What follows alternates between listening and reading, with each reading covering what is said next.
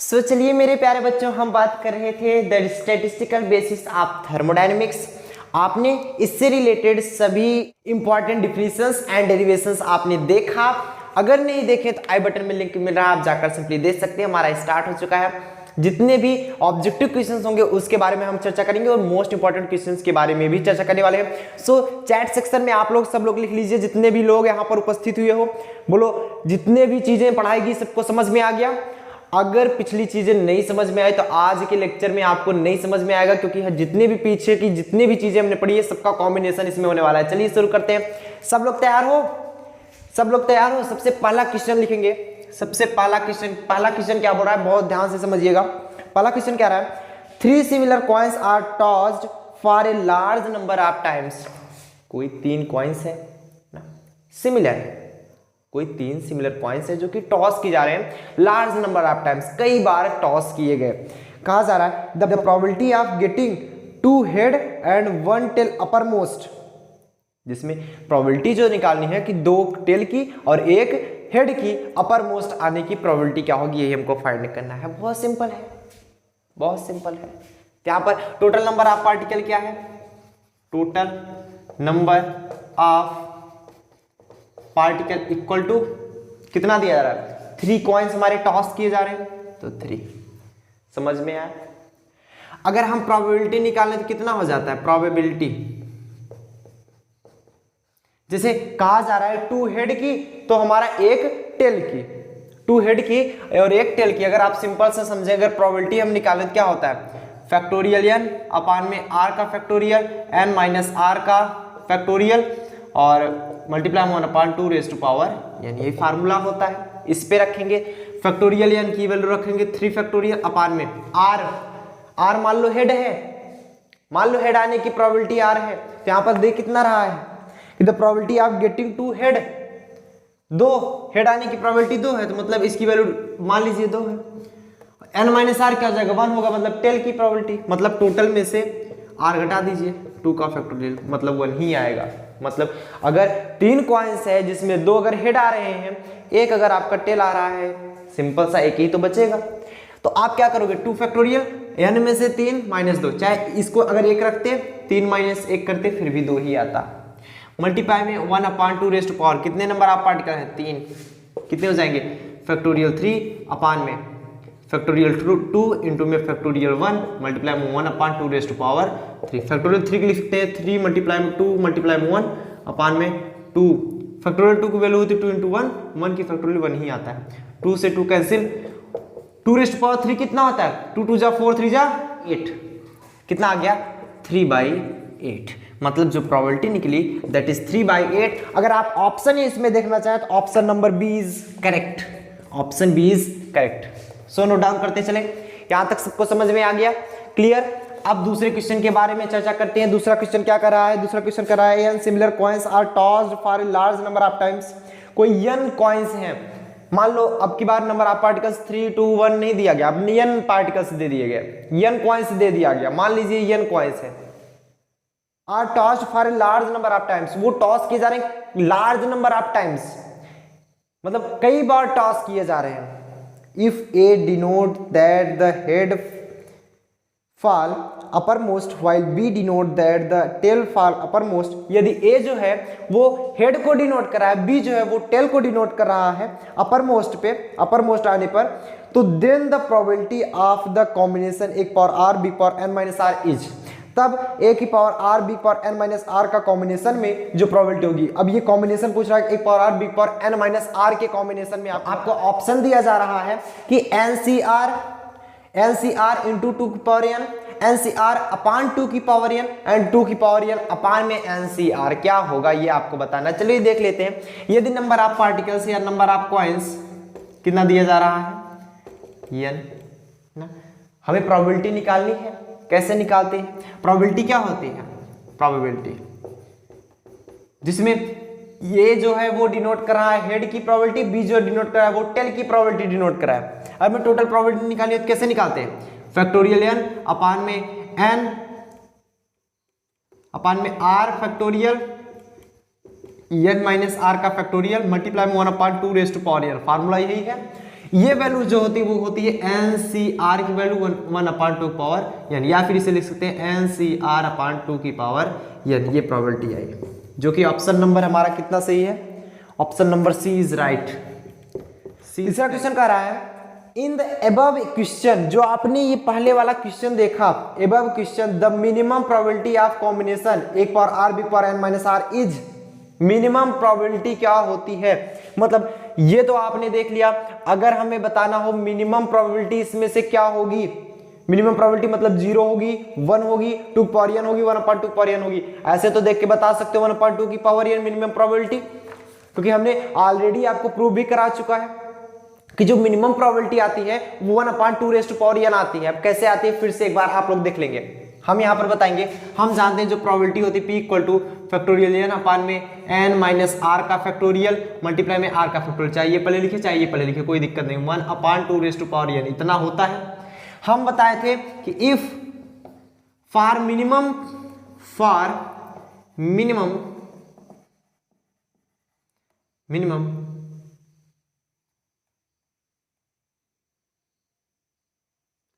Condition, अगर minimum की condition ली जाए तो हम रखते हैं r equal to n, r equal to 0, चाहे r इक्वल टू n रखें चाहे r इक्वल टू 0 यदि रख दे तो ये मिनिमम कंडीशन के लिए हुआ करता था।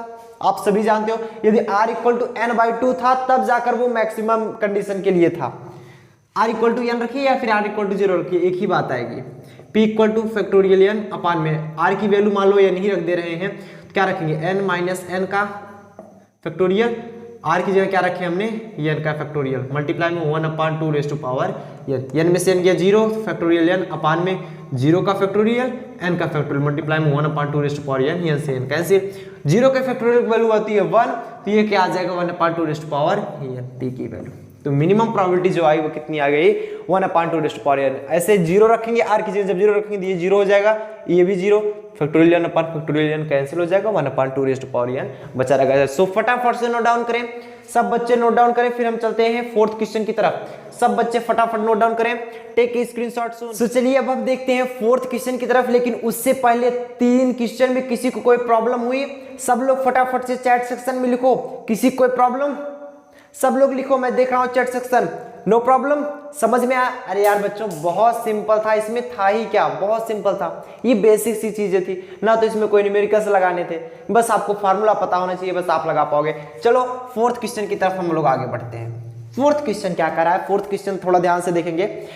कह रहा है कि ए बैग कंटेन 6 ग्रीन बॉल, कोई बैग है, मान लो यहां पर देखिएगा कोई बैग है, ये मान लो कोई बैग है जिसमें 6 ग्रीन बॉल है, मतलब ग्रीन बॉल कितने हैं 6, जो ग्रीन बॉल है वो कितना है 6। और क्या कहा जा रहा है 6 ग्रीन बॉल, 8 व्हाइट बॉल, मतलब व्हाइट बॉल कितने हैं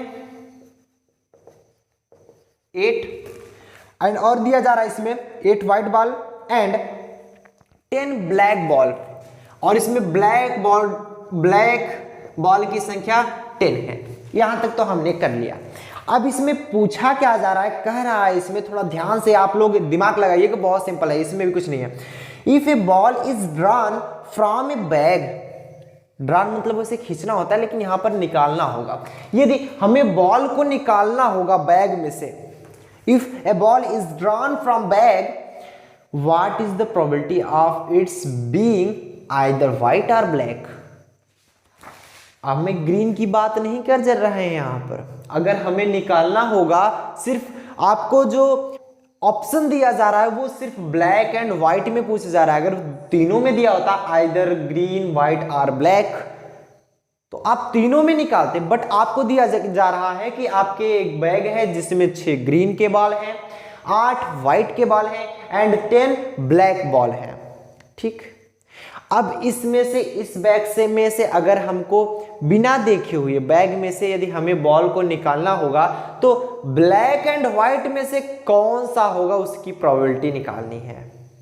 ब्लैक एंड व्हाइट में से कोई बॉल जब हम निकालेंगे तो उसकी प्रोबेबिलिटी क्या होगी, उसके आने की संभावना क्या होगी। यहाँ पर ग्रीन की बात नहीं की जा रही, इसलिए हम इसको ग्रीन की बात नहीं करेंगे, हालांकि टोटल नंबर ऑफ पार्टिकल्स जब लिखेंगे तो लिखेंगे। तो यहाँ पर व्हाइट और ब्लैक दोनों में से दिया जा रहा प्रोबेबिलिटी निकालने के लिए, तो यहाँ पर लिख लेंगे आप लोग टोटल नंबर ऑफ बॉल की कुल संख्या कितनी है 6 + 8 + 10 = 24 होगा। 8 + 6 14 + 10 24। अब हम निकालें कि व्हाइट के आने की प्रोबेबिलिटी क्या होगी। अगर हम अलग अलग निकालें व्हाइट के आने की प्रोबेबिलिटी क्या होगी, probability of white, the probability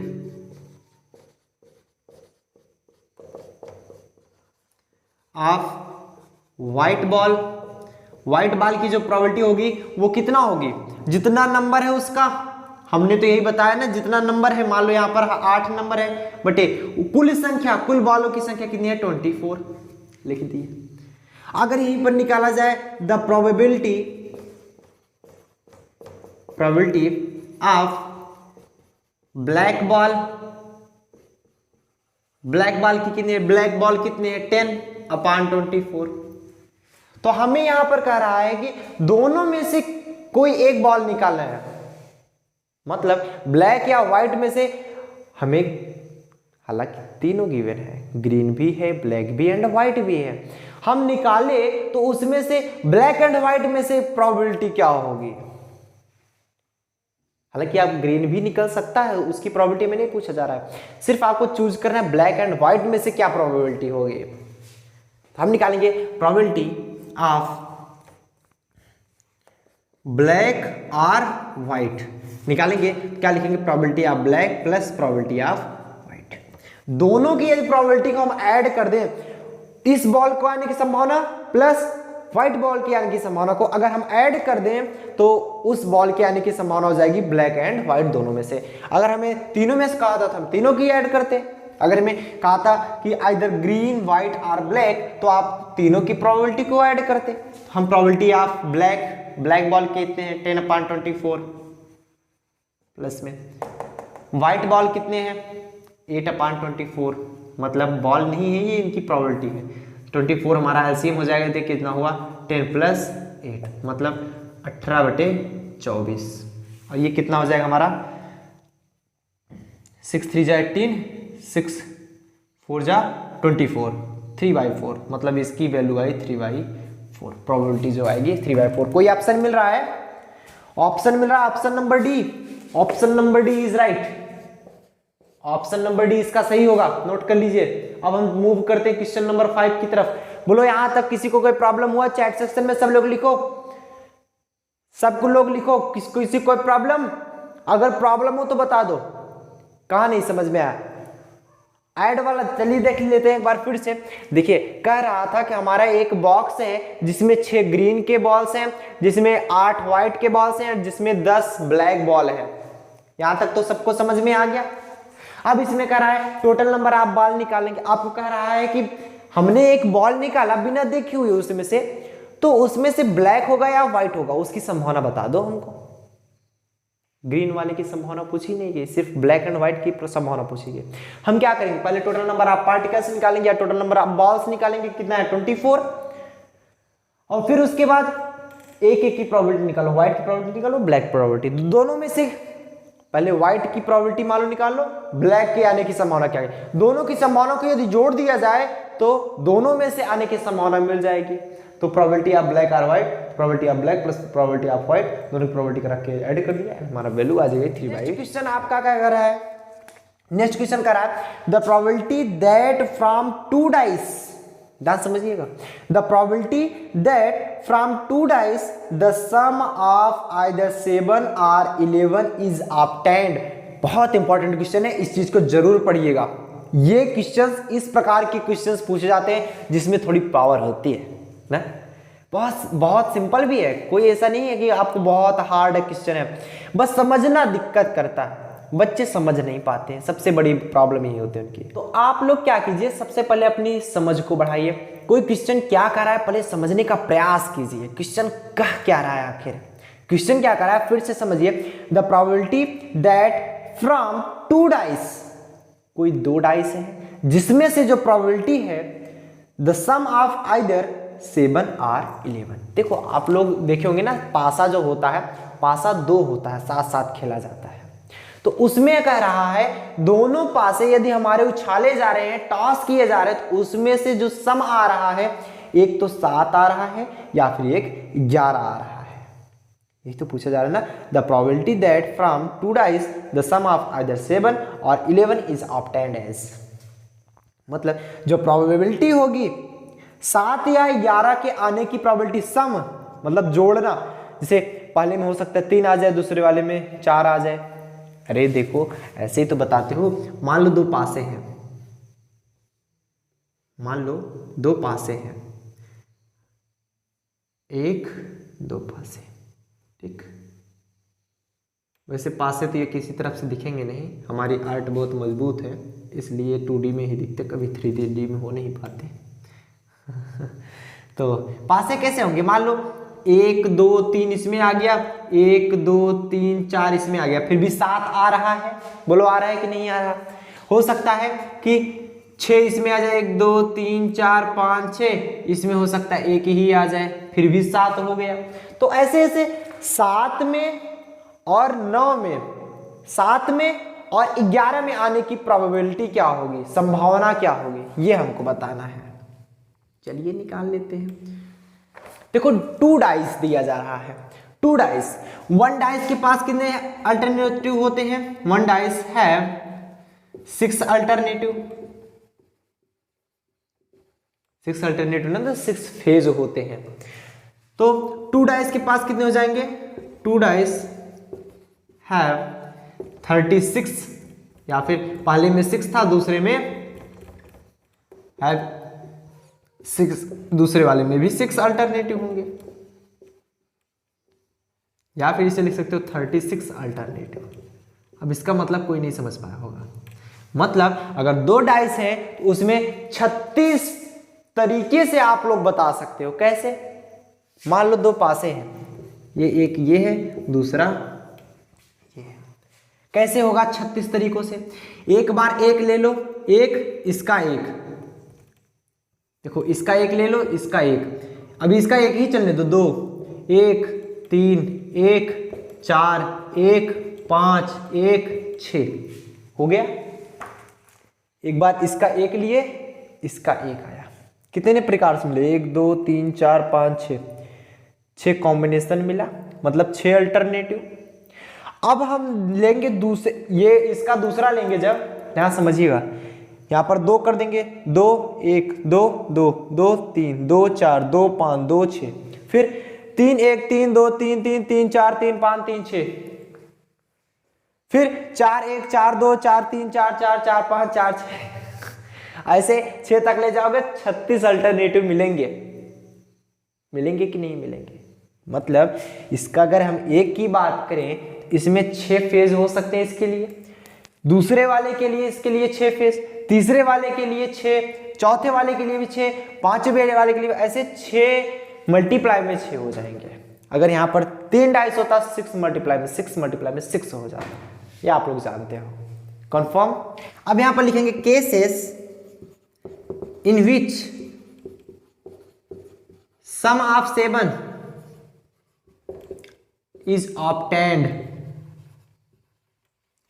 some of 7 is obtained, मतलब ऐसे केस जहां पर 7 का सम मिल सकता है, दोनों को जोड़ने पर 7 मिल सकता है। कितने केस होंगे, एक तो हो सकता है हमारा 1, 6, 6 को जोड़ दीजिए 7 आ जाएगा, दूसरा होगा 2, 5, तीसरा होगा 3, 4, चौथा होगा 4, 3, पांचवा होगा हमारा 5, 2 एंड छठा हमारा होगा 6, 1। तो ऐसे कितने कंडीशंस मिले, 1 2 3 4 5 6, मतलब पहले वाले पासे में 1 आए, दूसरे वाले पासे में 6 आ सकता है, पहले वाले में 2 आए, दूसरे वाले में 5 आ सकता है, पहले वाले में 3 आए, दूसरे वाले में 4 आ सकता है, पहले वाले में 4 आए, दूसरे वाले में 3 आ सकता है, पहले वाले में 5 आए, दूसरे वाले में 2 आ सकता है, पहले वाले में 6 आए, दूसरे वाले में 1 आ सकता है। फिर भी हमारा क्या मिलेगा, 7 ही मिलेगा जोड़ने के बाद दोनों को, और माना वही जाता है ना, दोनों का ऐड ही माना जाता है। यहाँ पर इतना मिला, तो इसके लिए प्रोबेबिलिटी निकालें। प्रोबेबिलिटी 7 के लिए कितना हो जाएगा, कितने मिल रहे हैं, 1 2 3 4 5 6, ऐसे 6 प्रकार से हम इसको फाइंड कर पा रहे हैं अपान टोटल अल्टरनेटिव्स कितने हैं, 36। ये P7 का निकला। और अगर हम निकालें cases in which sum of 11 is obtained, देखो 11 के लिए भी कंडीशन दी जा रही है, क्वेश्चन पढ़िए कि 7 आए या फिर 11 आए, 7 आए या फिर 11 आए, ठीक। 11 के लिए कितनी कंडीशन हो सकती है, एक तो हमारा 5 आ जाए, दूसरे वाले में 6 आ जाए, या फिर 6 आए और 5 आए, कोई और कंडीशन हो सकती है इसके अलावा। 6 5 की 11, 6 और 5 के अलावा कोई कंडीशन हो ही नहीं सकती, है ही नहीं कंडीशन इसके लिए, तो कैसे निकालोगे। इसके लिए प्रोबेबिलिटी निकालो, P ऑफ 11 इक्वल टू कितना निकल जाएगा, कितने प्रकार से हम इसको निकाल पाए, 2, टोटल अल्टरनेटिव 36। ये प्रोबेबिलिटी ऑफ 7 निकल गई, प्रोबेबिलिटी ऑफ 11 निकल गई। अगर आपको निकालना, जैसे आपने निकाला था ब्लैक और व्हाइट के लिए, तो प्रोबेबिलिटी ऑफ 7 और व्हाइट, यही तो प्रोबेबिलिटी ऑफ 7 और 11 यही तो कह रहा है ना कि the probability that from 2 dice the sum of either 7 और 11 इज ऑब्टेन्ड इज, 7 का सम या फिर 11 का सम, मतलब 2 संख्याएं ऐसे मिलेंगी दोनों में से, उसका जोड़ने पे 7 आए या फिर दोनों को जोड़ने पे 11 आए, उन दोनों का सम की जो प्रोबेबिलिटी होगी वो कितनी होगी, मतलब इनकी प्रोबेबिलिटी प्लस इनकी प्रोबेबिलिटी। मतलब अगर हम निकालें P7 और 11 इज इक्वल टू कितना होगा, इनकी प्रोबेबिलिटी प्लस इनकी प्रोबेबिलिटी, P7 प्लस में P11। P7 की वैल्यू क्या थी, 6/36 प्लस में P11 की वैल्यू 2/36, 36 हमारा एलसीएम होगा, ऊपर क्या आ जाएगा 6 + 2 मतलब 8/36। इसे अगर कट करेंगे तो 4 2 Z 4 9 जा 36, 2/9। ये प्रोबेबिलिटी ऑफ 7 और 11, ये 2/9। बोलो यहाँ पे किसी ऑप्शन में मिल रहा है 2/9 is option number C, option number C is correct. यहां तक किसी कोई प्रॉब्लम समझ में आया, फिर से समझा दिया जाए, बोलो कितने लोग कर रहे हो, फिर से समझा दिया जाए, चैट सेक्शन में लिखो सब लोग कितने लोग कर रहे हो, फिर से समझाया जाए। चलो देखते हो, फिर से समझाया जाता है। आपको कह रहा था कोई 2 डाइस हैं जिसमें से दोनों की संख्याओं का सम या तो 7 आ रहा है या तो 11, उन दोनों में से 7 या 11 में से आपकी प्रोबेबिलिटी फाइंड करनी थी। सबसे पहले आप मान लो एक डाइस में 6 अल्टरनेटिव्स होते हैं, सबको पता है 6 फेज होते हैं, तो दो डाइस में क्या होंगे 6 × 6। ऐसा क्यों होता है हमने आपको क्लियर बताया, 1 के लिए 6, 2 के लिए 6, 3 के लिए 6, 4 के लिए, 5 के लिए एंड 6 के लिए 6, ऐसे 6 × 6।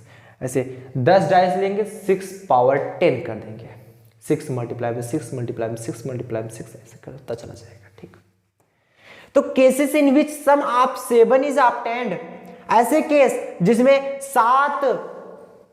जिसमें नंबर्स का सम जो होगा वो 7 फाइंड होगा, कितने होंगे 1 6 2 5 3 4 4 3 5 2 एंड 6 1, ये सबको ऐड कीजिए 7 ही मिल रहा है।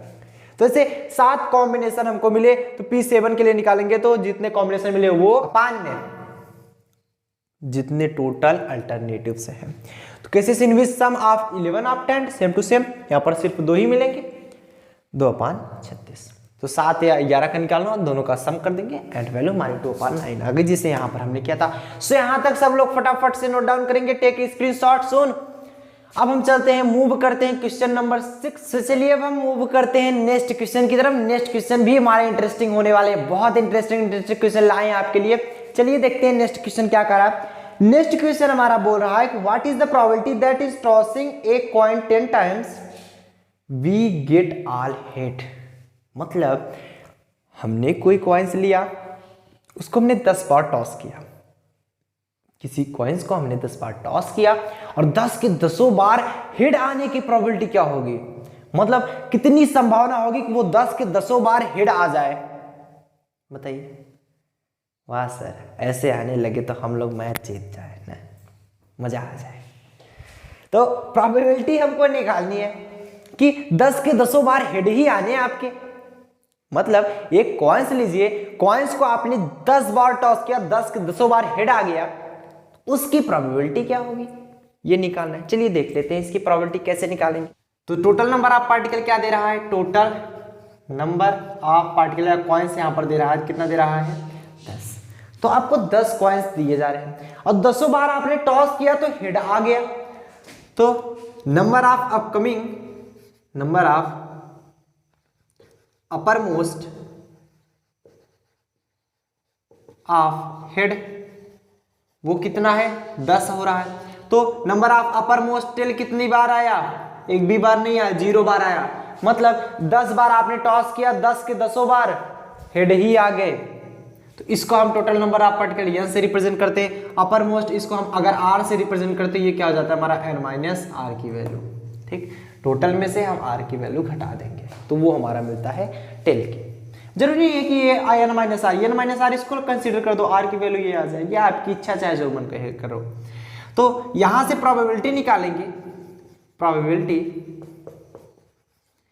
P इज इक्वल टू क्या होता है फैक्टोरियल n अपान में factorial r, n minus r का factorial multiply 1/2 raise to power n, ये फार्मूला होता है। n की वैल्यू कितना है 10 का फैक्टोरियल अपान में r कितनी बार हेड आया है 10 बार आ गया। तो n की वैल्यू n माइनस r की वैल्यू डायरेक्ट जब 0 रख सकते हैं, या फिर n की वैल्यू 10 रखेंगे, r की वैल्यू भी 10 रखेंगे, 10 में से 10 जाएगा 0, 0 का factorial multiply 1/2 raise to power 10। यहाँ पर लिख सकते हो 10 का फैक्टोरियल अपान 0 फैक्टोरियल वैल्यू 1 होती है, 10 factorial multiply 1/2 raise to power 10, ये कट जाएगा तो क्या लिख सकते हो 1/2 होल द पावर 10 लिख सकते हो ना। 1 का पावर 10 करोगे 1 ही आएगा, 2 पावर 10 करोगे तो समथिंग कुछ आएगा, आप करके देख लीजिएगा। P बराबर 1/2 रेज़ टू पावर 10। समझ में आया ना, किसी को कोई प्रॉब्लम यहां तक नहीं हुई। और ये ऑप्शन कौन सा सही होगा, ऑप्शन सब लोग मिलान कर लें। ऑप्शन आपको दिया भी जा रहा है तो option number D, option number B is absolutely right. n 6 faced dice are tossed simultaneously. कोई डाइस है, n डाइस है, मतलब डाइस की जो संख्या है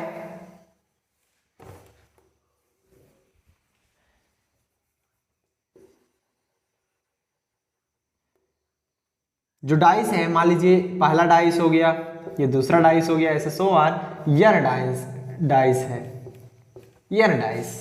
ठीक, मतलब डाइस की जो संख्या है n है, हमने ऐसा कह दिया, क्वेश्चन ऐसा बोल रहा है। देन द प्रोबेबिलिटी, और कह रहा है n 6 फेज्ड डाइस, डाइस में 6 फेज होते ही हैं, 5 फेज तो होते नहीं, आप सभी जानते हो। एक ऊंचाई, नीचे का भाग, बगल के 4 भाग। n 6 faced dice are tossed simultaneously, n dice जो है वो साथ साथ टॉस किए जा रहे हैं simultaneously. Then the probability that r of the n dice so the same number uppermost is from, आपको याद होगा probability with weightage, probability with weightage, probability with weightage होता क्या है, प्रोबेबिलिटी विथ वेटेज ये बता, जो प्रोबेबिलिटी निकलती है that is factorial n upon में r का फैक्टोरियल n माइनस r का फैक्टोरियल, जिसे आप NCR बोलते हो, इंटू a की power r into big power n minus r। ये फार्मूला होता है जहां पर ये बताया जाता है where is the probability of happen, होने की संभावना, जो ए है वो क्या है होने की संभावना। जैसे आप टॉस कर रहे हो, टेल आने की संभावना है अपर मोस्ट में, तो टेल आने की संभावना ए होगी, और टेल ना आने की संभावना मतलब हेड की संभावना वो क्या हो जाएगी बी होगी। And B equal to probability of failure,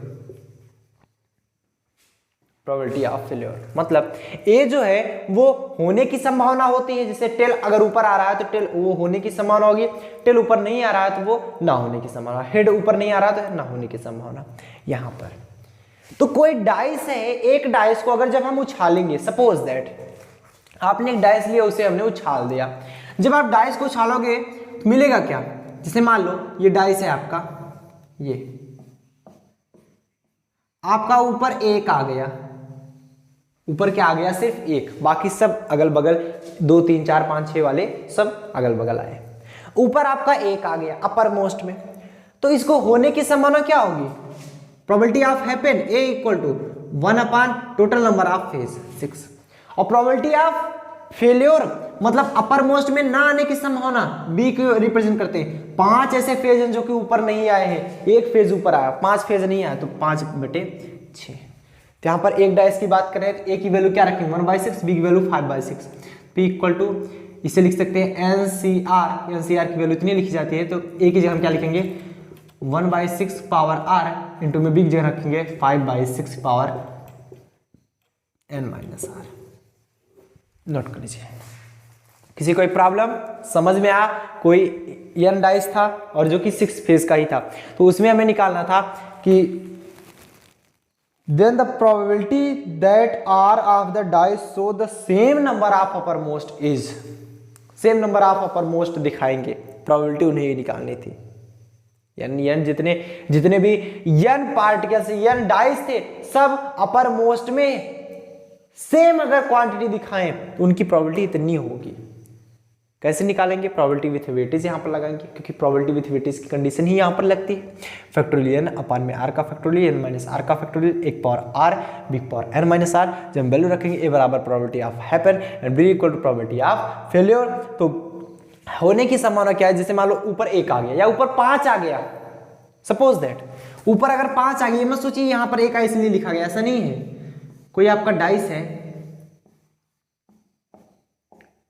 ये ऊपर मान लो 5 आ गया, ये हाँ आया तो एक ही फेज है ना, ऊपर संख्या के आयु से तो मतलब है नहीं, एक फेज ऊपर आया फिर भी एक ही value probability of happen 1/6 and इसके लिए प्रोबेबिलिटी ऑफ नॉट हैपन मतलब 5 फेज ऊपर नहीं आए हैं 5/6, वही हमने वैल्यू रख दी। और ये जो आ रहा है option number D is right, option number D is correct. Note कर लीजिए।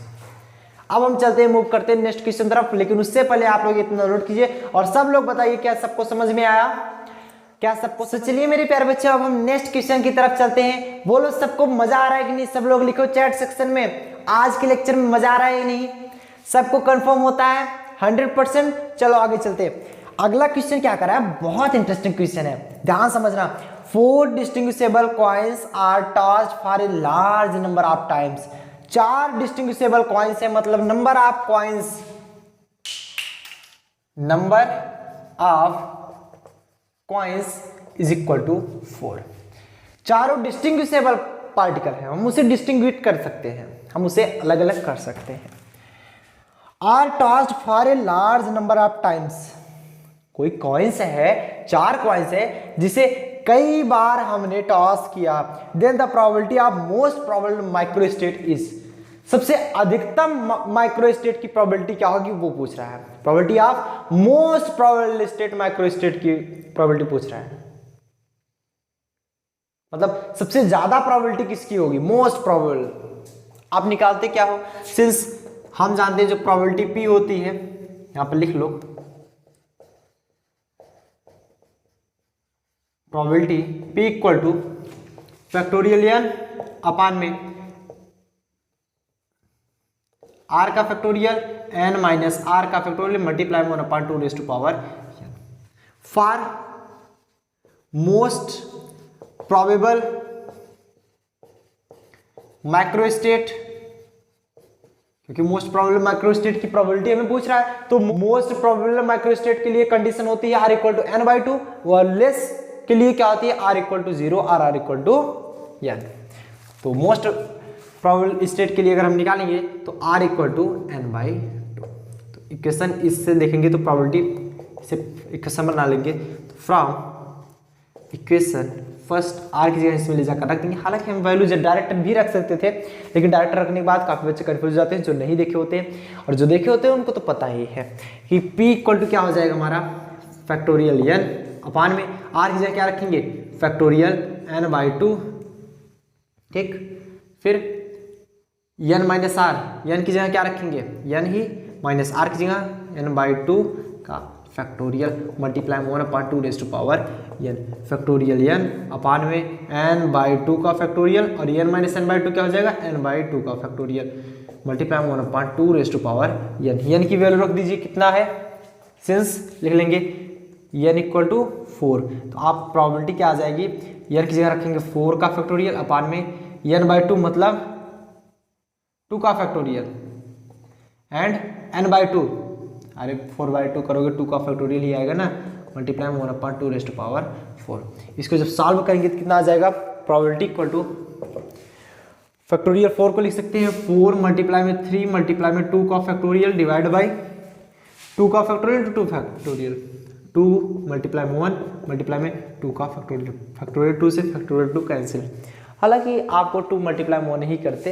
लेकिन फैक्टोरियल जहां पर आता है कैंसिल होता रहता है तो हम कट कर देते हैं मल्टीप्लाई में 1/2 रेज टू पावर 4 करेंगे कितना होता है 16 कितना होगा 2 2 जा 4 एंड 2 8 जा 16 कितना हो गया 3/8 प्रोबेबिलिटी जो है हमारी वो 3/8 एंड कोई ऑप्शन मिल रहा है option number C is absolutely right wow मजा आ रहा है ना सबको नेक्स्ट क्वेश्चन की तरफ मूव करते हैं ये वाला समझ में आया नहीं मोस्ट प्रोबेबल स्टेट के लिए मोस्ट प्रोबेबल स्टेट अगर निकालेंगे तो r = n/2 रखते हैं लेस्ट प्रोबेबल स्टेट निकालेंगे तो r = 0 या r = n रखते हैं जैसे हमने पहले वाले में रखा था नेक्स्ट क्वेश्चन का रहा है in a random distribution of 10 particle between 2 box with equal probability the number of microstate in microstate 3,7 is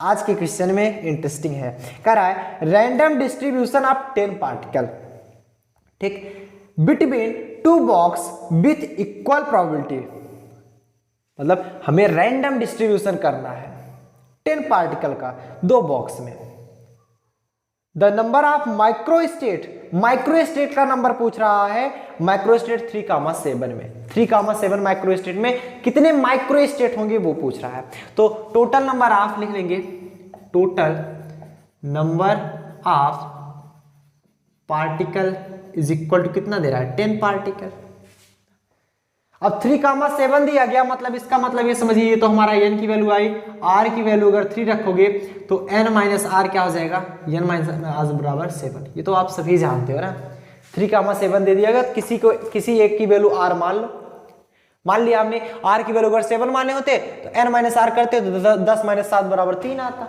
आएगा वही तो उसका मतलब वही दिया गया एक का r की वैल्यू दी गई दूसरे n - r की वैल्यू दी जाती है अगर 3,7 दिया गया है तो अगर ऐसे 4,5 दिया गया तो एक की वैल्यू ये r है ये n - r की वैल्यू या ये r की वैल्यू ये n - r की वैल्यू बात वही आती है चाहे जिसकी एक वैल्यू रखोगे टोटल में से अगर उतना घटा दोगे तो सामने वाला उतना ही बचेगा हमारा ये सब चीजें आपको पहले भी बताई जा चुकी एंड कॉमन सेंस यार उसके लिए हमें नंबर ऑफ माइक्रोस्टेट निकालना है प्रोबेबिलिटी इधर नहीं निकालनी है तो नंबर ऑफ माइक्रोस्टेट क्या होता है माइक्रोस्टेट क्या होता है फैक्टोरियल n अपान में फैक्टोरियल r n - r का फैक्टोरियल अगर यहीं पर मल्टीप्लाई में 1/2 की पावर n जोड़ दें तो वो हमारा मल्टीप्लाई कर दें क्या हो जाएगा हमारा प्रोबेबिलिटी और ये नंबर ऑफ माइक्रोस्टेट आपको पहले भी बताया जा चुका अगर मल्टीप्लाई में 1/2 रेज़ टू पावर n कर दें तो वो क्या हो जाएगा प्रोबेबिलिटी हो जाती है ये हमेशा याद रखिएगा माइक्रोस्टेट का जो नंबर होता है वो इतना आता है ठीक n की वैल्यू रखेंगे कितना आएगा 10 का फैक्टोरियल डिवाइड बाई r की वैल्यू 3 का फैक्टोरियल n - r की वैल्यू 7 का फैक्टोरियल ठीक 10 फैक्टोरियल को लिख सकते हैं 10 मल्टीप्लाई में 9 मल्टीप्लाई में 8 मल्टीप्लाई में 7 का फैक्टोरियल डिवाइड बाई 3 का फैक्टोरियल 3 फैक्टोरियल को ओपन कर दो क्योंकि हमें 3 फैक्टोरियल ऊपर मिला नहीं है कट कर देंगे 3 मल्टीप्लाई में 2 मल्टीप्लाई में 1 मल्टीप्लाई में 7 फैक्टोरियल तो हमारा है ही हम इसे कैंसिल कर सकते हैं हमने 3 फैक्टोरियल तक नहीं ले गए नहीं तो 7 फैक्टोरियल को खोलना होता ज़्यादा गुणा भाग करना पड़ता 7 फैक्टोरियल बड़ी वैल्यू हमारी कैंसिल हो जा रहा है क्यों हम ज़्यादा लंबा करें 3 3 जा 9 एंड 2 5 जा 10 तो 5 या 15 15 8 120 तो नंबर ऑफ माइक्रोस्टेट की संख्या कितनी आई 120 माइक्रोस्टेट की संख्या बस आप क्या करोगे आपको 3 का 7 दिया गया था तो आप किसी एक की वैल्यू मान लो 3 या मान लो 7 तो n माइनस आर ऑटोमेटिक निकल आएगा, या फिर आपको वैल्यू दी ही गई है 3,7, एक आर की वैल्यू होगी, दूसरी n माइनस आर की वैल्यू होगी। तो नंबर ऑफ माइक्रोस्टेट क्या निकलता है, हम फैक्टोरियल अपान में R factorial n minus are का फैक्टोरियल, ये फार्मूला होता है। n की वैल्यू रखेंगे, r की वैल्यू रखेंगे, n माइनस आर की वैल्यू रखेंगे, हमने ओपन कर दिया एंड फाइनली हमारा 120 आ गया। एंड ये जो हमारा आंसर है ये option number A is right, option number A is right. So note down करें फटाफट, टेक ए स्क्रीनशॉट। चलिए अब हम चलते हैं नेक्स्ट क्वेश्चन की तरफ। नेक्स्ट क्वेश्चन हमारा और भी इंटरेस्टिंग, बहुत छोटे छोटे क्वेश्चन सब आने वाले हैं लेकिन ट्रिकी क्वेश्चन हैं। अब ये देखिएगा क्वेश्चन क्या कह रहा है, नेक्स्ट क्वेश्चन कि 5 particle are distributed in 2 phase cell. अगर जो नहीं पढ़ा होगा वो नहीं बता सकता, इसीलिए मैं कह रहा हूं अब भी टाइम है। आई बटन में लिंक मिल रहा है या डिस्क्रिप्शन बॉक्स में लिंक दिया जा रहा है, या फिर सर्च कर लीजिए फिजिक्स बीएससी फाइनल ईयर, आपको पूरी प्लेलिस्ट मिल जाएगी, एक तरफ से पढ़ लीजिए। अगर पढ़े रहेंगे तभी समझ में आएगा, अदरवाइज मैं साफ बता रहा हूं नहीं समझ में आएगा। कितना भी कोशिश कर लो, कई बच्चों का तो सिर्फ ऑब्जेक्टिव क्वेश्चंस होता है और उनके पेपर में सिर्फ ऑब्जेक्टिव क्वेश्चंस ही आते हैं। अगर फर्स्ट पेपर या सेकंड पेपर या थर्ड पेपर अलग अलग यूनिवर्सिटी के हिसाब से होता है, आप लोग सभी लोग जितने भी लोग देख रहे हो लगभग सब अलग अलग यूनिवर्सिटी के ही होंगे। तो जितने भी यूनिवर्सिटी में मैं बता रहा हूं पेपर्स आते हैं वो सबके लिए क्राइटेरिया अलग अलग होती है। किसी किसी में सब्जेक्टिव होता है मतलब रिटन पेपर, किसी किसी में ऑब्जेक्टिव होता है मतलब मल्टीपल चॉइस क्वेश्चन। तो बच्चे क्या करते हैं, सीरीज उठाते हैं, मल्टीपल चॉइस क्वेश्चन रटना स्टार्ट कर देते हैं और फाइनली उनका नंबर इतना बढ़िया आ जाता है, क्या बताएं।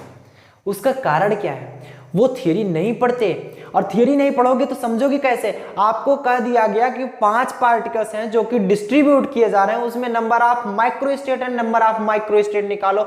वो तो 6 पार्टिकल के लिए रट के गए थे एंड हो सकता है उनको ना भी याद हो, सबकी माइंड इतना तेज नहीं होता हर चीज याद कर पाओगे।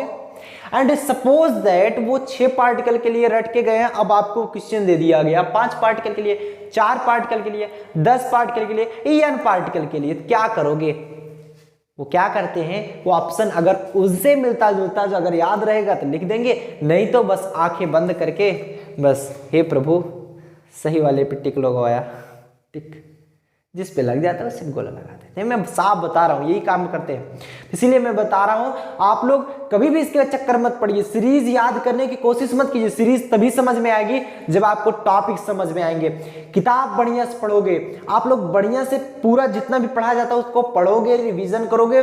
मल्टीपल चॉइस क्वेश्चन कराए जा रहे हैं, मोस्ट इंपॉर्टेंट क्वेश्चन कराए जा रहे हैं, साथ साथ इसको जैसे ही हमारा चैप्टर खत्म होगा रिविजन स्टार्ट कर देंगे। जितने भी चैप्टर्स होंगे, जैसे फर्स्ट चैप्टर 2-3 शॉर्ट में हम खत्म कर देंगे, सेकंड चैप्टर 2-3 शॉर्ट में, से 2-2 3-3 घंटे की क्लास चलेगी एंड खूब बढ़िया से हम लोग रिवीजन करने वाले हैं। याद रखना खूब बढ़िया रिवीजन करने वाले हैं इसमें। चलिए स्टार्ट करते हैं। अब क्या करेंगे ध्यान से समझो, नेक्स्ट क्वेश्चन में क्वेश्चन दे रहा है हमारा, क्वेश्चन कह रहा है कि 5 particle are distributed in 2 phase cell. 5 particle हैं जो कि डिस्ट्रीब्यूट हो रहे हैं 2 फेज सेल में, मतलब 5 पार्टिकल 2 फेज सेल में डिस्ट्रीब्यूट हो रहे हैं। Then the number of microstate. अब देखो 2 क्वेश्चन में आ रहे हैं, number of microstate and number of microstate, तो हम अलग अलग मान लीजिए दिए गए तो अलग अलग बता रहे हैं। तो 5 particle are distributed in 2 phase cell, 5 particle हैं जो कि 2 फेज सेल में डिस्ट्रीब्यूट किए गए। Number of microstate is, microstate की संख्या क्या होगी। अब आप जानते हो कि जब आपने 2 फेज सेल लिया था, इसमें n की वैल्यू अगर 5 रखी थी, नंबर ऑफ पार्टिकल अगर 5 थे, तो कितना आ रहा था number of microstate, microstate equal to क्या होता था n+1, तो 5+1 बराबर 6 आएगा। अगर पूछ लिया जाए नंबर ऑफ माइक्रोस्टेट, जस्ट अगला वाला क्वेश्चन है ये, नंबर ऑफ माइक्रोस्टेट कराए वो क्वेश्चन के लिए आप माइक्रोस्टेट भी निकाल लो, तो आप निकाला था 2 की पावर n, तो 2 की पावर n की वैल्यू क्या थी 5, 2 की पावर 5 करेंगे कितना आ जाएगा 2 मल्टीप्लाई में 2 मल्टीप्लाई में 2 मल्टीप्लाई में 2 2 जा 4 2 जा 8 8 2 जा 16 16 2 जा 32, ठीक, ये 32 आ जाएगा। समझ में आया किसी कोई प्रॉब्लम। तो यही हमारा होता था। अगर आप इसको प्रैक्टिकल में भी देखना चाहो, n वैल्यू 5 है तो मतलब आप 5 इसमें 0 रख दो। इसमें हो सकता है आपने 4 रखा 1, इसमें 3 रखा 2, फिर आपने 2 रखा 3 एंड फिर आपने 1 रखा और इधर हो गया हमारा 4 एंड आपका 0 रखा है एंड 5। कितने आए 1 2 3 4 5 6 आए कि नहीं है? नंबर ऑफ माइक्रोस्टेट यही तो हुआ था 6। एंड नंबर ऑफ माइक्रोस्टेट कैसे निकालते थे वो हम आपको बताएं, काफी लंबा जाता है प्रोसेस। फार्मूले पे हम डायरेक्ट निकालेंगे क्योंकि हमारा ऑब्जेक्टिव क्वेश्चन है। फार्मूला जब आपको याद रहेगा तभी तो निकालोगे। माइक्रोस्टेट का फार्मूला 2 पावर n होता है एंड मैक्रोस्टेट का फार्मूला n+1 होता है। समझ में आया सबको? नेक्स्ट क्वेश्चन की तरफ चले। नेक्स्ट क्वेश्चन की तरफ, ये दोनों क्वेश्चन हमारे कवर हो गए इस पे, माइक्रोस्टेट और मैक्रोस्टेट भी। नेक्स्ट क्वेश्चन हमारा बोल रहा है, बहुत इंपॉर्टेंट क्वेश्चन ये भी है कि for 4 phase point are distributed in 2 cells I and J। 4 phase point हैं जो कि डिस्ट्रीब्यूट किए जा रहे हैं 2 सेल में I और J में in phase space. Then the thermodynamical probability for the microstate Ni and Nj is, Ni की वैल्यू 3 दी जा रही है और Nj की वैल्यू 1 दी जा रही है। कितना होगा? मतलब 4 फेज पॉइंट है जो कि डिस्ट्रीब्यूट हो रहे हैं, तो n की वैल्यू कितनी आई 4। ठीक, इसमें दिया कितना जा रहा है, Ni की वैल्यू 3 और Nj की वैल्यू 1। Ni की वैल्यू 3 और Nj की वैल्यू 1। तो हमें पूछ रहा है कि थर्मोडायनेमिकल प्रोबेबिलिटी की वैल्यू निकालनी है। तो आप सभी जानते हो थर्मोडायनेमिकल प्रोबेबिलिटी, जिसे आप लोग ओमेगा से रिप्रेजेंट करते हो, इसकी वैल्यू आती है फैक्टोरियल n अपान में n1 का फैक्टोरियल, n2 का फैक्टोरियल, ऐसे सो ऑन n तक गया है तो n3 का फैक्टोरियल, n4 का फैक्टोरियल, ऐसे चलता चला जाता है। हमें 2 पार्टिकल्स ही दिए जा रहे हैं तो हम यहीं तक लिखेंगे। तो यह क्या हो जाएगा फैक्टोरियल n अपान में n1 की जगह क्या दिया जा रहा है ni का फैक्टोरियल एंड n2 जगह nj का फैक्टोरियल दिया जा रहा है। n फैक्टोरियल लिखेंगे फैक्टोरियल 4 अपान में ni का फैक्टोरियल मतलब फैक्टोरियल 3 इंटू में फैक्टोरियल 1। फैक्टोरियल 1 तो 1 ही आएगा हमारा। 4 मल्टीप्लाई में 3 का फैक्टोरियल डिवाइड बाई 3 का फैक्टोरियल, ये इससे कैंसिल हो गया, वैल्यू आ गई 4। थर्मोडायनेमिकल प्रोबेबिलिटी की ओमेगा की वैल्यू आई 4। सो नोट डाउन करें। एंड ऑप्शन अगर देखा जाए तो option number B is correct. Option number B is correct. हाँ, तो चलिए दूसरा क्वेश्चन यही देख लेते हैं। अगला वाला क्वेश्चन क्या बता रहा है हम लोगों को। नेक्स्ट क्वेश्चन कह रहा है, नेक्स्ट क्वेश्चन तो आप लोग वही आंसर दो फटाफट से, मैं पूछ रहा हूं आप लोग चैट सेक्शन में लिखो। कह रहा है नेक्स्ट क्वेश्चन कि phase space is superposition of. Phase space जो है वो सुपरपोजिशन है किसका? किसका? ऑप्शन तो दिख रहा होगा ना, सब लोग लिख के बताओ। ऑप्शन में बोल दे रहा हूं, पोजीशन स्पेस का, मोमेंटम स्पेस का, पोजीशन एंड मोमेंटम स्पेस का, एम्प्टी स्पेस का। कितने लोग सही बताएंगे? अरे वाह, काफी लोग बता रहे हैं ऑप्शन नंबर सी। यस, जो फेज स्पेस होता है, देखो बच्चों आप लोग पढ़ के आओ, हमें ऐसा लग रहा है कि जो फेज स्पेस होगा, क्योंकि आप लोग बता पा रहे हो ना, जो फेज स्पेस होता है वो momentum space and position space का सम होता है, उसका कॉम्बिनेशन होता है। क्योंकि हमने वहां पर बताया था position space plus momentum space equal two phase space.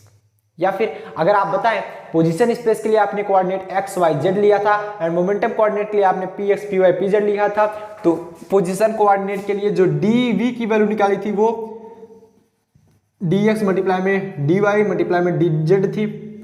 ये पोजीशन कोऑर्डिनेट के लिए था, पोजीशन के लिए, और वो भी स्मॉल वैल्यू। और जो डी गामा की वैल्यू निकाली थी मोमेंटम के लिए, वो डी पी एक्स मल्टीप्लाई में डी पी वाई मल्टीप्लाई में डी पी जेड था। ये था हमारा मोमेंटम के लिए स्मॉल वैल्यू। और जब हम फेज स्पेस निकालते थे डी टाउ इक्वल टू ये होता था डी वी इंटू में डी गामा। डी वी की वैल्यू रखेंगे डी एक्स मल्टीप्लाई में डी वाई मल्टीप्लाई में डी जेड, और ये मल्टीप्लाई में डी पी एक्स मल्टीप्लाई में डी पी वाई मल्टीप्लाई में डी पी जेड। ये वैल्यू आती थी हमारी D tau which is small volume of phase space. और फेज स्पेस की वैल्यू हम जानते हैं momentum space plus position space. सो नोट डाउन करें यहां तक फटाफट से, सब लोग नोट डाउन करेंगे। Take screenshot. सोन आप लोग स्क्रीनशॉट ले लीजिए तुरंत। एक आपको क्वेश्चन और दे रहा है, कह रहा है कि phase space is divide into, next question लिख लेंगे, phase space is divided into, जो फेज स्पेस होता है वो डिवाइड किया जाता है ग्रुप में, सब ग्रुप में, सेट में या सेल्स में? सेल्स में। जो फेज स्पेस होता है वो सेल्स में डिवाइड किया जाता है। आप लोग जानते हैं कि जो फेज स्पेस है हमारा एक प्रकार से वो छोटे छोटे सेल्स में डिवाइड किया जाता है, ना तो वो ग्रुप में डिवाइड किया जाता है ना तो सब ग्रुप में। स्पेस है सेल्स में ही डिवाइड करेंगे, हम सब लोग पढ़ते आए हैं। सो समझ में आ गया, ये सेल्स में ही डिवाइड किया जाएगा। तो ऑप्शन नंबर आप लोग लगा लेंगे डी। एंड 16th देखेंगे, और ये इंपॉर्टेंट भी है, ये छोटा सा पॉइंट है लेकिन इंपॉर्टेंट है। एंड नेक्स्ट अगला क्वेश्चन हमारा आता है कि N identical coins are tossed simultaneously. कोई एन आइडेंटिकल कॉइन्स है जो कि टॉस किए जा रहे हैं साथ साथ, आइडेंटिकल मतलब एक समान है। The probability of minimum combination is, minimum combination की प्रोबेबिलिटी क्या होगी 1/2n। ये देखो 1/2n होगा। ये ऑप्शन नंबर कौन सा है, बी। ऐसा क्यों होगा जानते हो, हम जानते हैं जो प्रोबेबिलिटी होती है, हमने इसके पहले भी प्रूव करके आपको बताया कि फैक्टोरियल n अपान में factorial r n minus r का फैक्टोरियल। अगर यहाँ पर कैपिटल N दिया जा रहा है इंटू 1/2n, कैपिटल N दिया जा रहा है तो सिंस फॉर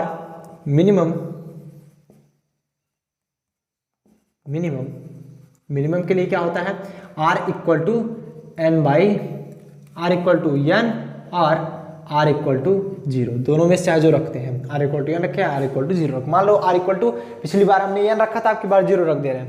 जब हम r इक्वल टू 0 मान लीजिए रख दे रहे हैं तो प्रोबेबिलिटी क्या आ जाएगी, हमने यहाँ पर कैपिटल N देखा है तो कैपिटल N और r की जगह हमने 0 रखा और n की जगह कैपिटल N माइनस 0 का फैक्टोरियल मल्टीप्लाई में 1/2 कैपिटल N हो जाएगा फैक्टोरियल n अपान में फैक्टोरियल n मल्टीप्लाई में 1/2 n।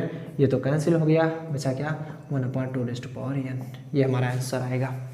ये देखो n में से 0 कटाएंगे तो ये नहीं बचेगा, n का फैक्टोरियल अपान फैक्टोरियल n कैंसिल हो जाएगा, बचेगा 1/2 n।